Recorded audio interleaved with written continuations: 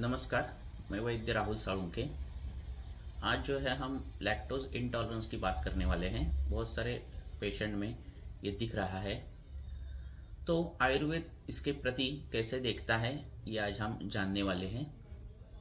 Lactose intolerance में जो patient रहता है उनके शरीर में लैक्टेज एंजाइम है वो कम रहते हैं, ना के बराबर रहते हैं। तो उसका जो दूध है, जो दूध पीता है, तो दूध में जो लैक्टोज शुगर है वो पचा नहीं पाता और फिर ब्लोटिंग, अधमान जैसे लक्षण, डायरिया, अतिसार जैसे लक्षण, पेट फूलना, पेट में गड़बड़ी होना, ऐसे लक्षण दूध पीने के बाद झट से या फिर कई घंटों के बाद वो दिखते हैं। इसको ही लैक्टोज इंटॉलरेंस बोलते हैं। तो दूध जो है वो आजन्म साथ में है आयुर्वेद के हिसाब से, फिर भी इस प्रकार का असात में क्यों होता है इसका विचार हम आज करने वाले हैं। जो बच्चे छोटे होते हैं, न्यूबॉर्न रहते हैं, उनमें अगर इस प्रकार से जो ब्रेस्ट फीडिंग पर है उनमें अगर ये दिख रहा है, ये रेयरली दिखता है छोटे बच्चों में, तो दिख रहा है तो माँ के स्तन्य परीक्षा होनी चाहिए। कांच के ग्लास में पानी लेकर उसमें दो तीन बूंद स्तन्य के डालकर वो बूंद जो है वो तैर रहे हैं क्या या डूब रहे हैं, इस किस प्रकार के है, उसके अनुसार ये वातज स्तन्य दृष्टि है, पित्तज है, कफज है, ये देखकर आपको क्या करना चाहिए, उस प्रकार की चिकित्सा होनी चाहिए। वातज है तो दशमूल देवदार जैसे कल्प, पित्तज है तो किरात तिक्त चंदन आदि कल्प, और कफज है तो मचा हरिद्रादि शुंठी जैसे कल्प का प्रयोग करके वो स्तन्य दृष्टि दूर होनी चाहिए। माता कुछ गलत आहार विहार ले रही है, जैसे गुरु आहार ज्यादा ले रही है, अभिसंधि आहार ज्यादा ले रही है, इस प्रकार का आहार ले रही है, तो भी ये सब चीजें दिखती है। देखो, शरीर में जो गुण का चय है, अगर उसी गुण के पदार्थ ले लिए हमने तो उस गुण का प्रकोप हो जाता है। तो दूध जो है वो गुरु गुण का, शीत गुण का, अभिसंधि गुण का, सर गुण का है। इसी ऐसे गुणों के कोई भी पदार्थ आहार विहार दोनों अगर शरीर में बढ़ रहे हैं और हमने दूध ले लिया तो दूध जो है वो डाइजेस्ट नहीं हो पाता और वो इंटॉलरेंस दिखता है। तो ऐसी कोई केस हिस्ट्री है क्या रुग्ण की, वो आपको देखनी चाहिए। दूसरी बात यह है कि जो बड़े बच्चे हैं या फिर ओल्ड एज है जिनमें ये चीज़ें दिखती है, या फिर यंग एज में भी, तो उनमें आपको क्या क्या विचार करने चाहिए। तो ये विचार करना चाहिए कि दूध के जो गुण हैं, गुरु गुण, सर गुण, अभिसंधि गुण, शीत गुण, स्निग्ध गुण, ये गुणों के कोई पदार्थ या फिर कोई क्रिया, जैसे दिवास्वाप है वो कर रहे हैं क्या, इस प्रकार से कुछ कर रहे हैं क्या, वो देखना आपको चाहिए। अगर वो आपने बंद कर दिया तो ये इंटॉलरेंस जाएगा। दूसरी बात जो है कि दूध के विरुद्ध जो चीजें बताई है, इस प्रकार की कोई चीजें अगर कोई खा रहा है, जैसे आम्ल पदार्थ ज्यादा खा रहा है, फल ज्यादा खा रहा है, अचार ज्यादा खा रहा है, नमकीन चीजें ज्यादा खा रहा है, मत्स्य का सेवन ज्यादा हो रहा है, और ऐसे लोगों में अगर इंटॉलरेंस दिख रहा है तो आपको जो हेतु है, वो जो चीजें है वो आपको बंद करनी चाहिए। मत्स्य बंद करना चाहिए, अचार ज्यादा खा रही है तो वो आम्ल चीजें बंद करनी चाहिए, फल का सेवन ज्यादा हो रहा है तो वो बंद करना चाहिए। इस प्रकार की जो विरुद्ध चीजें हैं दूध की विरुद्ध, वो चीजें आपको बंद करनी चाहिए। दूसरी ये चीज है कि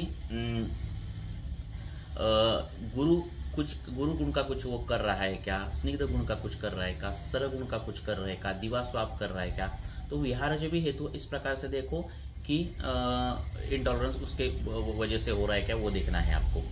दूसरी बात, नव ज्वर के रुग्ण हैं उनको, उनमें भी दिखता है, तो सामता शरीर में अगर हो, साममल या फिर सामता शरीर में हो, बाकी के दोषों के साथ आम जो है संश्लिष्ट है, तो इसमें भी इंटॉलरेंस दिखता है, तो आपको लंघन करना चाहिए, आपको पाचन देनी चाहिए, आम पाचन उसका होना चाहिए, तो ये जो इंटॉलरेंस है जा सकता है। साममल में ये दिखता है, इसमें जो है वचादि गण जो है आपको देना चाहिए, वचा देना चाहिए, हरिद्रा देना चाहिए, शुंठी देनी चाहिए, हरितकी देनी चाहिए, वचादि गण देना चाहिए।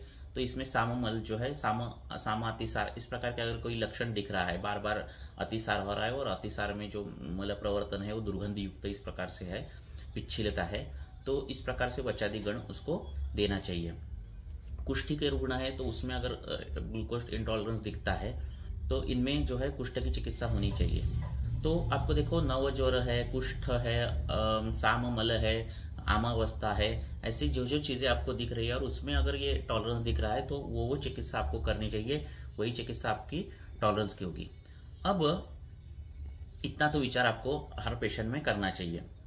दूसरी बात जो है कि दूध जो है वो असात में कब होता है, दूध किसको असात में होता है, तो दूध का असात में दूर करने के लिए बृहत्त्रयी में कुछ थोड़ा ज़्यादा मिलेगा नहीं, असात्म्य दूध क्षीर ऐसा कुछ मिलेगा नहीं, पर ये जो है सुषेण निघंटु जो है आयुर्वेद महोदधि, इसमें असात्म्य क्षीराणाम, हाँ, क्षीर कल्पना दी है कि जिसको दूध असात्म्य है उसके लिए क्षीर कल्पना दी है। तो उन्होंने बोला है कि तेषाम की जो जिनमें दूध पीने के बाद आत्मादि लक्षण दिखते हैं, उनको अर्ध जलम दत्वा, उनको अर्ध जल देना है। कैसे देना है?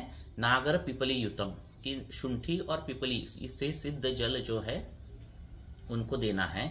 और उसके बाद आवर्तयेत दुग्ध शेषम, उसके बाद क्या करना है कि थोड़ा दूध पीना है, और दूध पीने के बाद वापस से आपको वो जल जो है शुंठी और पिपली का जो जल है उसका आवर्तन करना है, वापस से वो जल पीना है।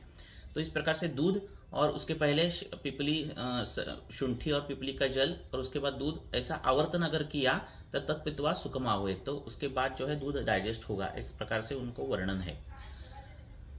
दूसरी आप ये कर सकते हो कि वो दूध अगर साथ में आपको करना है शरीर में, तो दूध में शुंठी और विड़ंग इसका चूर्ण डालकर वो सिद्ध करके थोड़ा थोड़ा दूध, मीन्स एक एक चम्मच दूध, ऐसे आज 1 चम्मच देना, दूसरे दिन 1 चम्मच देना, तीसरे दिन 2 चम्मच देना, चौथे दिन 2 चम्मच, फिर 5वें दिन 3 चम्मच, ऐसे दे के आधा गिलास तक दूध आप बढ़ाओ और वापस से कम करो।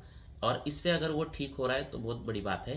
तो ये सभी विचार अगर आपने कर दिए इंटॉलरेंस के लिए, तो आप जो इंटॉलरेंस के पेशेंट है वो ट्रीट कर पाओगे।